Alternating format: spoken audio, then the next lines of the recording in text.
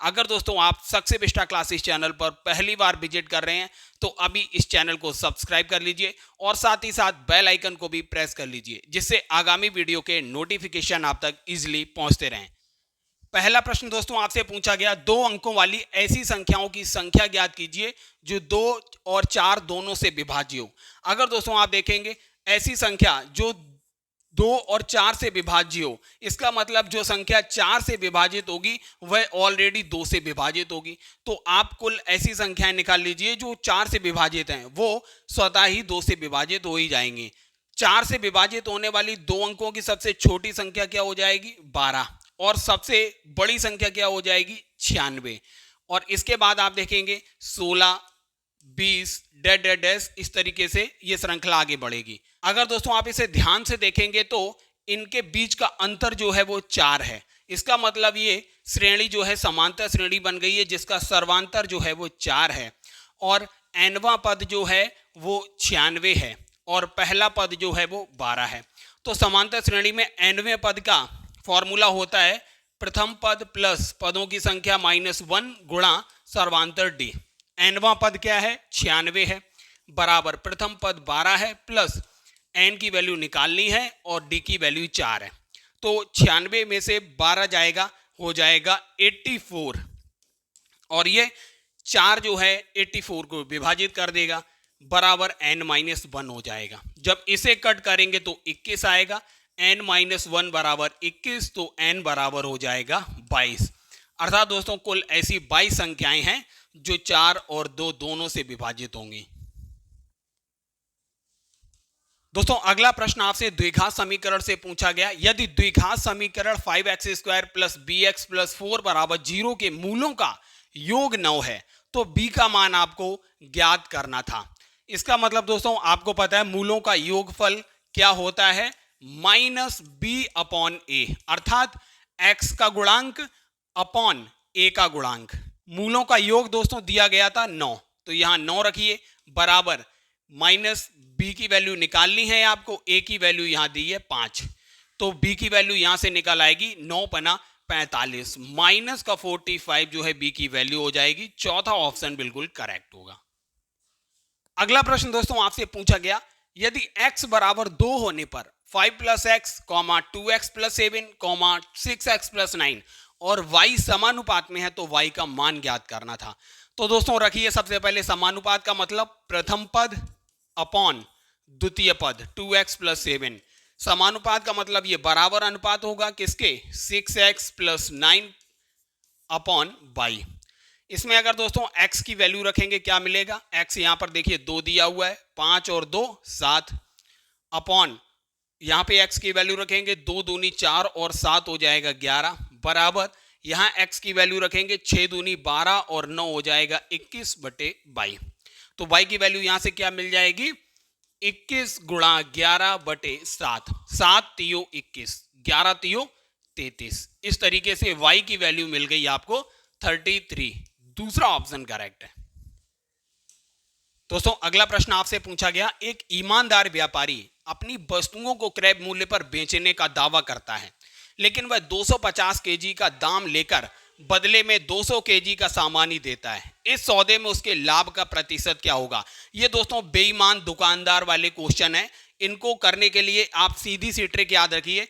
ये देखिए, वह 250 केजी का दाम लेकर बदले में 200 केजी का सामान देता है। तो यहां पर दोस्तों जितने का दाम लेता है उसे आप विक्रय मूल्य का ट्रीट कीजिए, विक्रय मूल्य बराबर 250 हो जाएगा, और जितने का वह देता है तो उसे क्रय मूल्य की तरह ट्रीट कीजिए, अर्थात 200 हो जाएगा। तो आपको लाभ इजीली मिल जाएगा, लाभ प्रतिशत बराबर हो जाएगा, लाभ कितना हुआ? 250 - 250 अपॉन लाभ हमेशा दोस्तों क्रय मूल्य पे निकाला जाता है, तो क्रय मूल्य 200 है, अपॉन 200 गुणा ये हो जाएगा 100, 50 चौकू हो जाएगा 200 और 4 से 100 25 बार जाएगा, तो लाभ प्रतिशत बराबर 25% आएगा। पहला ही ऑप्शन बिल्कुल करेक्ट होगा। दोस्तों अगला प्रश्न आपसे पूछा गया, द्विघात समीकरण 4x² + 7x - 21 बराबर 0 के मूलों का योगफल क्या होगा? दोस्तों मूलों का योगफल हमेशा याद रखिए क्या होता है? -b/a। माइनस बी अपॉन ए का मतलब दोस्तों माइनस एक्स का गुणांक अपॉन एक्स स्क्वायर का गुणांक। तो देखिए एक्स का गुणांक क्या है 7 है, एक्स स्क्वायर का गुणांक 4 है, तो माइनस का 7/4 जो होगा मूलों का योग होगा। तीसरा ऑप्शन करेक्ट है। दोस्तों आपसे अगला प्रश्न आयु से पूछा गया। 6 वर्ष पूर्व एक पिता की आयु उसकी पुत्री की तत्कालीन आयु की 6 गुनी थी। 3 वर्ष के बाद पिता की आयु उसकी पुत्री की आयु की 3 गुनी होगी। तो पुत्री की वर्तमान आयु क्या है? दोस्तों हमने मान ली फादर और डॉटर की वर्तमान आयु का अनुपात F/D है, ठीक है। अब कंडीशन क्या है? 6 वर्ष पूर्व, अर्थात दोस्तों 6 वर्ष पूर्व का मतलब इसमें से -6 कर दिया दोनों की एज में से। तो क्या दिया हुआ? एक पिता की आयु उसकी पुत्री की तत्कालीन आयु की 6 गुनी थी, मतलब ये रेशियो 6/1 आएगा। अब दूसरी कंडीशन क्या है? 3 वर्ष के बाद, तो यहां F+3/D+3, पिता की आयु उसकी पुत्री की आयु की 3 गुनी होगी, मतलब 3:1 होगा। अब इन दोनों को सॉल्व करेंगे, आपको आंसर इजीली मिलेगा। यहां से दोस्तों देखिए क्या निकल के आएगा, F-6 बराबर 6D-36। यहां से दोस्तों 6D-F बराबर हो जाएगा 30। जब इस समीकरण को हल करेंगे तो यहां से मिलेगा आपको F+3 बराबर 3D+9। यहां से दोस्तों आपको मिलेगा F-3D बराबर 6।